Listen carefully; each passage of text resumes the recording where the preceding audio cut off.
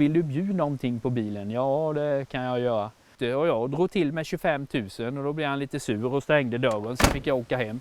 Sen tog det ett år innan jag ringde upp honom igen. Och det knagde i huvudet det där, hur mycket han ville ha för den där. Men jag ringde upp till honom där och frågade om han var till salu. Ja, den är till salu nu. Ja, vad vill du ha? Jag vill ha 26 000, sa han.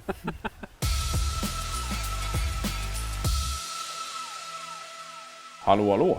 Hallå, hallå. Läget? Jo då, jättebra. Jag har ju varit här en gång tidigare, Ove, och då hette, vad var det jag döpte det till? En Volvoman som heter Ove. Ja, då tittade du på mycket Volvo. Ja. Och så lovade vi då att vi skulle titta på sportbilar, tror jag. Ja, det gjorde vi ju. Mm. Men vi glömde ju några. Ja, det gjorde vi. Så att vi får väl blanda lite. Ja, det får vara sportbilar det också. Ja, det får det vara. Okej då, det får det vara. Vi säger så. Ja. Ja. Men vi börjar titta på den första då. Ja.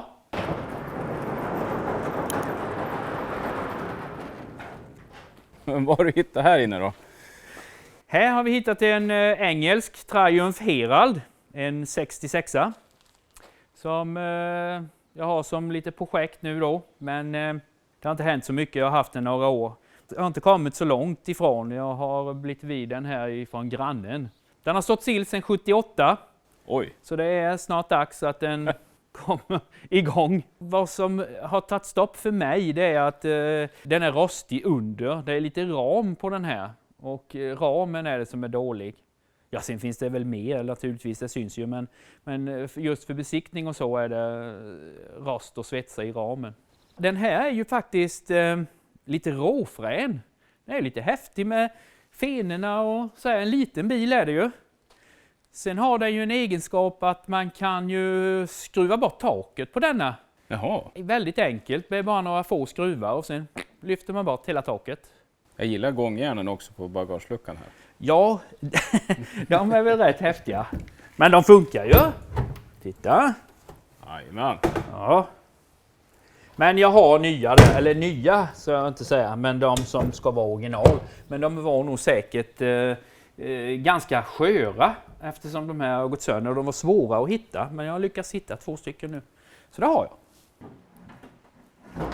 Nej, det är ju flipfront här så att det följer ju med hela fronten här. Med innerskärmar och huv och så det är lite trevligt. Vad sitter det för racermaskiner och sånt här då? Ja, det är ju en liten rackare. Det är en 4-cylindrig motor, den på 1,1 liter och 50 hästar någonting. Så det är inget muskedunder direkt, det är det inte. Sen har jag ju inte fixat med bränsleledningar och bränsletank. Det är det bränslet i som de tankade 1978 så att jag tror inte det är något lämpligt att köra med. Men jag har ju en båtmotordunk här vid och det funkar faktiskt väldigt bra. Den brukar jag ha när jag hämtar hem något renoveringsobjekt. Ska vi se om den startar? Ja.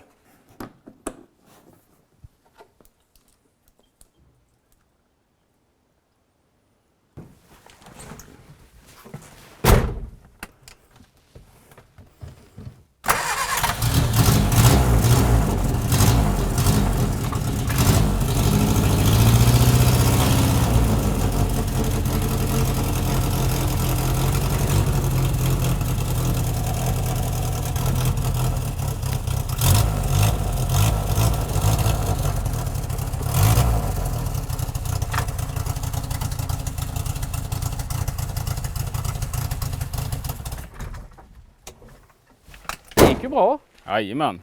Har du några bromsar förresten? Nej, jag kom på det. Att jag hade ju inte det, var därför det skenade ganska långt där. Ja, jag fick ta handbromsen sen. Så ja, då stannade den. Jag har ju satt dit nya grejer men ledningarna är inte bytta än. Så är det. Nej, det finns väl lite att önska på denna, visst gör det. Men den är ju, jag tycker den är ganska häftig. Är den inte det? Jo, jag tycker du ska köra den som den är. Ja, det kommer den nog bli. Det är jag tämligen helt säker på. Är den penselmålad eller? Nej, det här är, jag har haft en presenning på den. Så det är den faktiskt inte. Jag har inte hunnit tvätta den nu. Men jag har ett foto på den som du kan få se sen när den är avtvättad. Då, ja, gläns, jag vet inte om man vill säga att den gör, men ja, den ser bättre ut än vad den gör nu, det gör den. Det är ju så smutsigt här inne, va? Men sätena är ju faktiskt hela någorlunda och baksäte alltihopa. Jag tror att det går att få fason på den här. Träpanel här. Ja. Stor mätare också. Jajamän. Många knappar där. Sen går det ju att skruva isär den här bilen. Ser du skruvarna där på rad? Fronten är ett parti och bakänden är ett parti. Trösklarna här är skruvade. Så du kan skruva isär hela bilen. Det märket sitter lite löst där med 1200. Ja, men då är nog motorn på 1200 kubik. Det måste han ju vara eftersom det står så. Jajamän. Då hade jag nog fel. Men vad vill du göra med det här? Ska du renovera den eller ska du köra den som den ser ut? Jag vill ju bara få den körduglig och säker och sen så tycker jag skicket, det kan väl vara så här. M har ramlat bort av Triumph. Ja, jag har också det. Jag har ju köpt en komplett baklucka och då har jag det och gångjärnen. Det ska nog fixa sig. Och även denna biten som du ser motkörd här, denna går ju att skruva bort. Så du skruvar bort den och lägga den på smedbänken och buckla ut det där.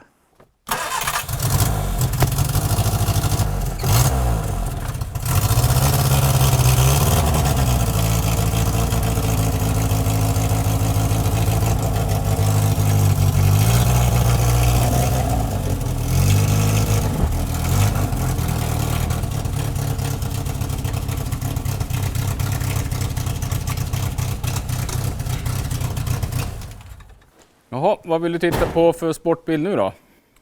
Ja, ska vi ta Pontiac Trans Am kanske? Ja, låter jättebra. Då tar vi här och tittar på den första utav sportbilarna då. Du menar att Triumph inte var sportbil? Eller? Ja, vi får väl... Vi kan väl säga att det är det då. Den lät ju som en sportbil i alla fall. Ja, men det gör den ju. Det är sant. Det gör denna med, men en del kanske tycker att det är en pizzaracer. Jag säger sportbil. Ja. Det tycker jag. Amerikansk sportbil. De andra har tittat för mycket på Sällskapsresan bara. Ja, det är väl så. De har nog inte tittat på Smokey and the Bandit. Nej. Nu blåser vi snuten. Nej, men så vi ser om den här startar då. Kör vi ut den.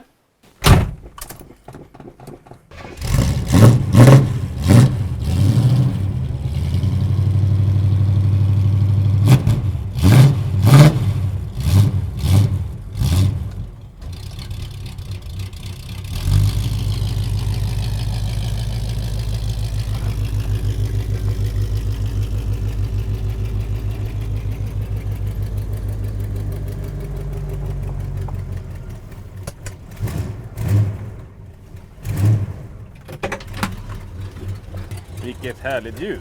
Ja, det är ju då en 400 med en 350 automat. Den är ju på 6,6 liter.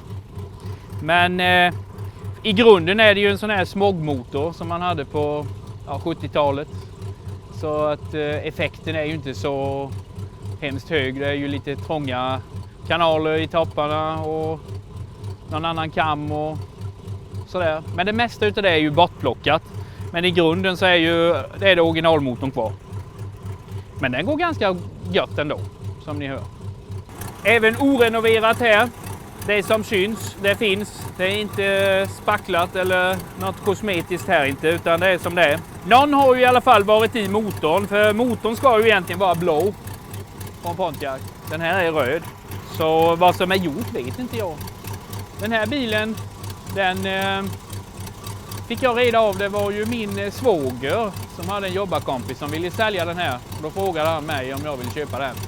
Och först tänkte jag det, en sån där pizzaracer, jag vet inte fasen, det är väl inte riktigt min stil. Men sen blev det skarpt läge, vi åkte och tittade och jag fick med den hem. Det som är med denna egentligen, jag vet inte, vi ska stänga av den nu, dona lite här.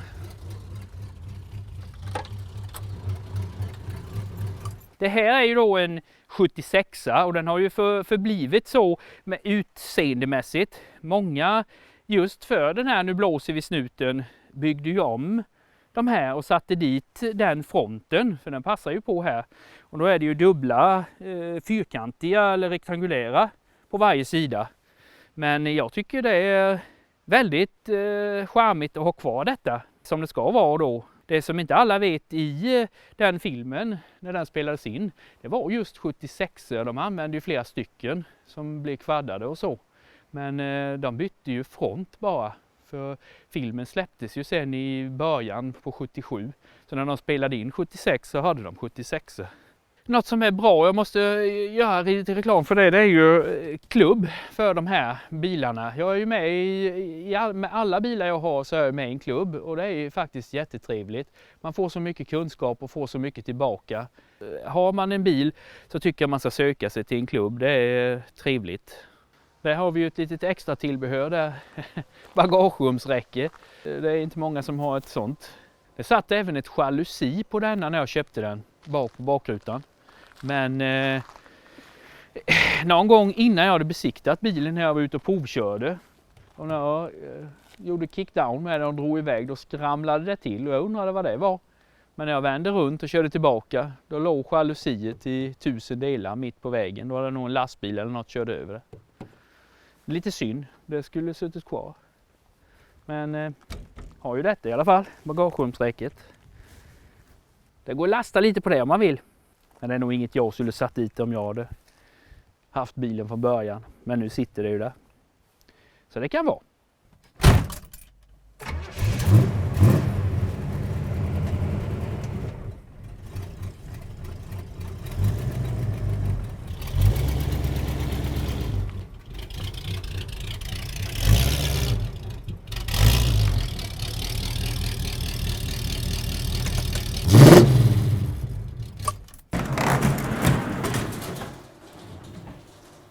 Har du motorcyklar med?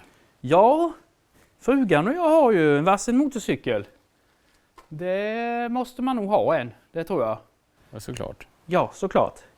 Många åker ju väldigt trimmade mopeder och så. Men när vi ska åka lite fortare då åker vi motorcykel. Så kommer frugans lilla motorcykel med. Ja, den är inte så liten, den är ju lika stor som min. 650 kubik, en cylinder. Men jag har sänkt den lite. Så att man når ner med fötterna. Ganska behändigt.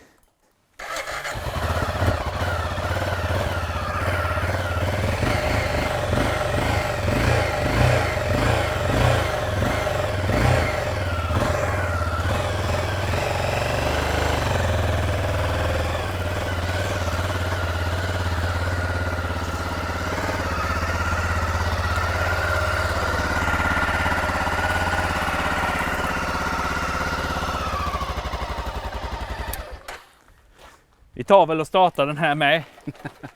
Den här låter ju lite mer manligare. Gör den ju.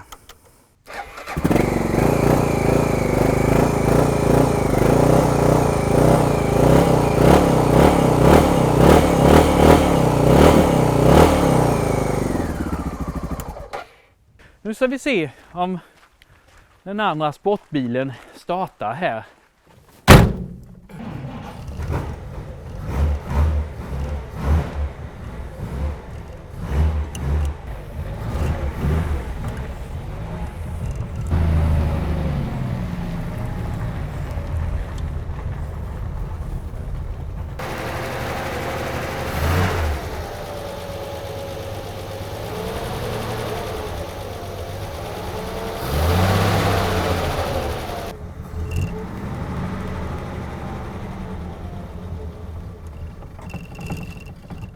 Nej, man vill inte gå för egen maskin just nu. Nej. Så är det ibland. Ja, vad har vi här då? Här är ju en Volvo PV60. Det var ju med en i förra programmet som jag inte har renoverat då. Denna har jag renoverat med lite hjälp med inredning då och lackering. Och sen är det ju en viss Sven Billred har hjälpt mig med de här bakskärmarna. De är ju lite svåra till de här bilarna. Och just de här bakskärmarna var ju upprostade härifrån och ner och infästningarna hela vägen. Så att de var ju inte inom räddning tyckte ju jag. Men det fanns ju inga att få tag i. Jag frågade Sven. Han hann inte just då, men efter någon månad eller någonting sådär, så var de klara. Och så här bra blir de. Det är helt fantastiskt. Nej, den här är maronröd eller kastanjebrun.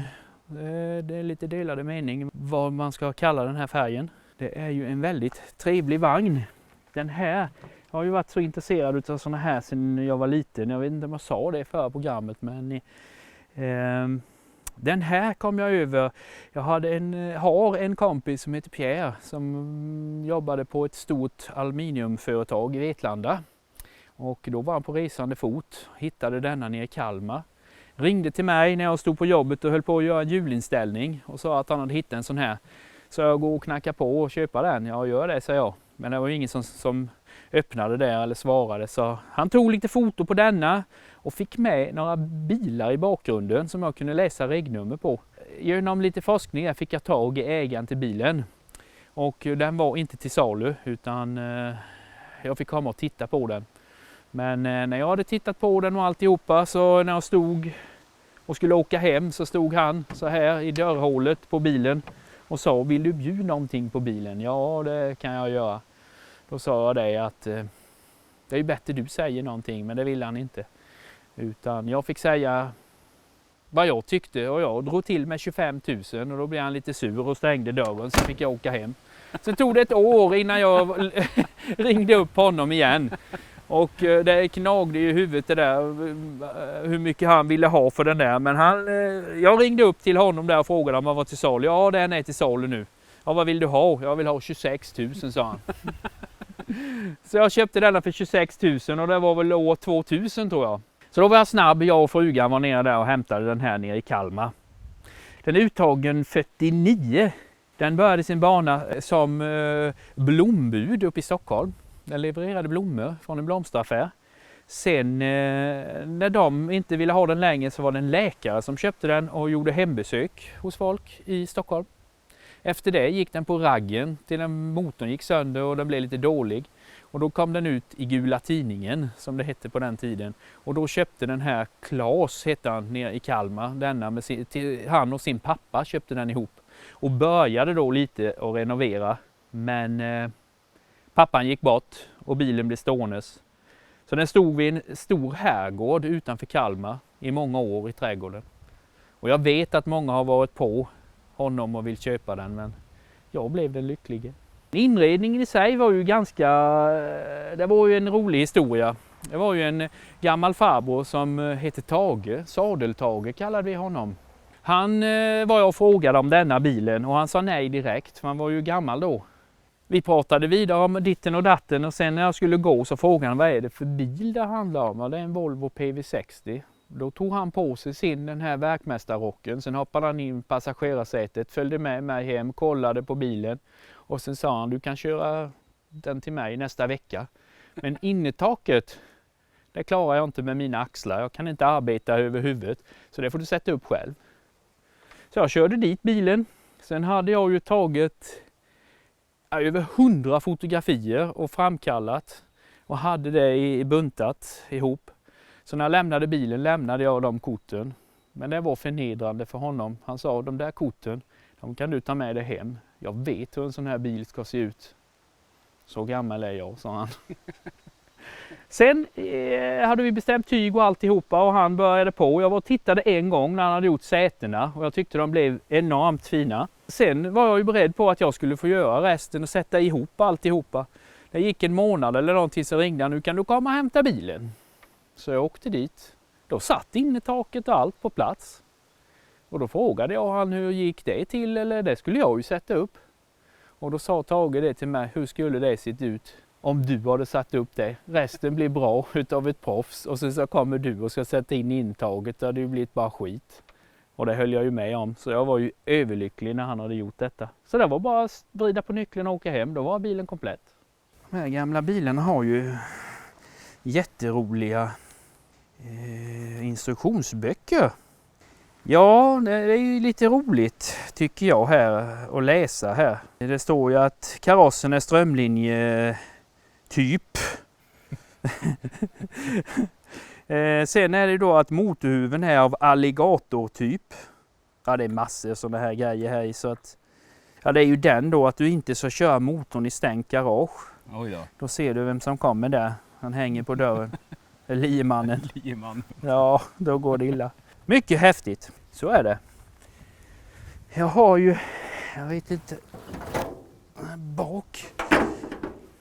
Här har jag då bara ett litet smakprov. Här har jag renoverat en bränslepump. Och det kan man ju tro att det är till en stridsvagn, för den är ganska stor. Men det är till denna. Och varför den är så stor, det är ju att den delen är bränslepump. Denna delen är ju en vakuumpump här till takarna. Men många gånger är den sönder, så man drar ändå till röret till insuget. Takarna är väl inte kända för att vara det bästa på de här gamla bilarna. Men det funkar. Hur var skicket på motorn då? Ja, motorn var ju i ganska bra skick. Fast den var ju smutsig och den var rostig och behövde en rejäl service, en renoverad vattenpump och lite packningar. Det var väl det som krävdes. Jag är ju även med i Storvolvoklubben. Det är ju också en klubb för de här stora bilarna som tillverkades med sexcylindriga motorer. Ja, de första var ju fyrcylindriga, men det var ju sidventilare då. Så de är ju ifrån 27 fram till 1950, ja, någonstans på 50-talet. Det var ju droskorna där som var de sista. Så det är en trevlig klubb att vara med i där. Det är 300 medlemmar tror jag.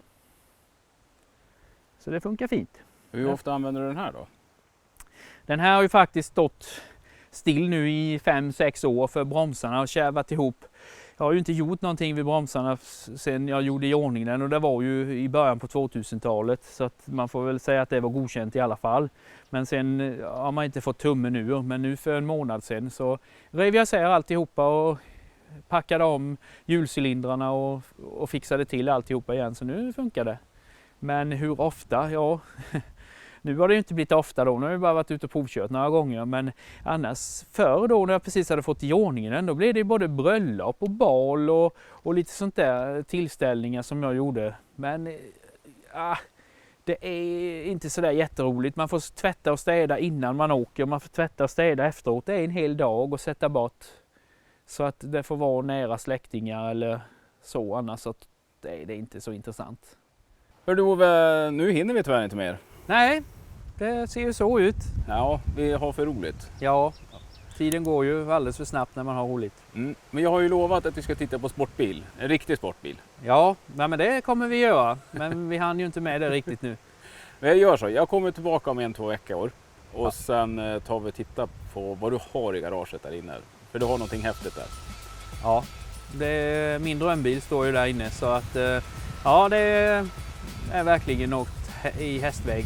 Det är häftigt. Men du får vi säga på återseende då. Ja, det gör vi. Syns vi snart igen. Ja. Hej på det. Hej hej.